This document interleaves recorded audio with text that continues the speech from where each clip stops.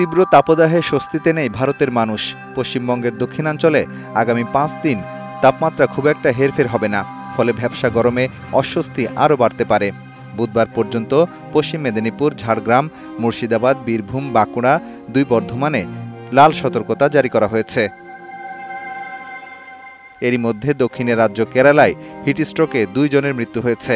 মধ্যপ্রদেশ, ঝাড়খণ্ড ও কর্ণাটকেও তীব্র দাবদাহ চলছে, জারি রয়েছে সতর্কতা।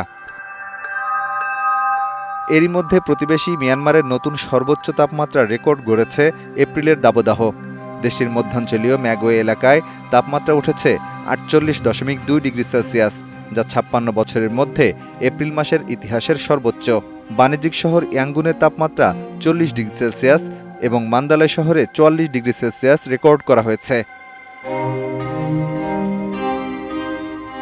ফিলিপাইনে তাপপ্রবাহজনিত কারণে শিক্ষার্থীদের অসুস্থতা বেড়েছে, ফলে দেশটির সরকারি স্কুল 2 দিনের জন্য বন্ধ ঘোষণা করা হয়েছে। আবহাওয়া অফিস বলছে, আগামী কয়েকদিনে ফিলিপাইনের তাপমাত্রা পৌঁছাতে পারে 37 ডিগ্রি সেলসিয়াসে।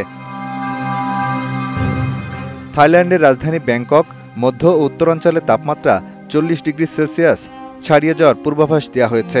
এই পরিস্থিতিতে নাগরিকদের বাইরে যাওয়ার ক্ষেত্রে সতর্কতা জারি রয়েছে, কারণ এরই মধ্যে উত্তরের শহর লাপাংয়ে তাপমাত্রা 44 ডিগ্রি সেলসিয়াস ছাড়িয়ে গেছে।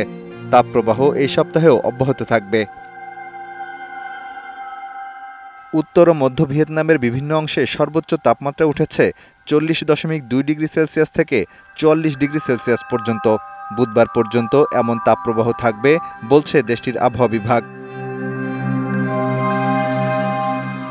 মালয়েশিয়ায় কয়েকদিন ধরে 35 থেকে 40 ডিগ্রি তাপমাত্রা রেকর্ড করা হয়েছে।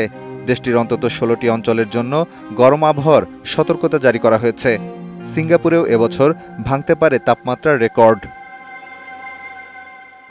মাহফুজুর রহমান, 71।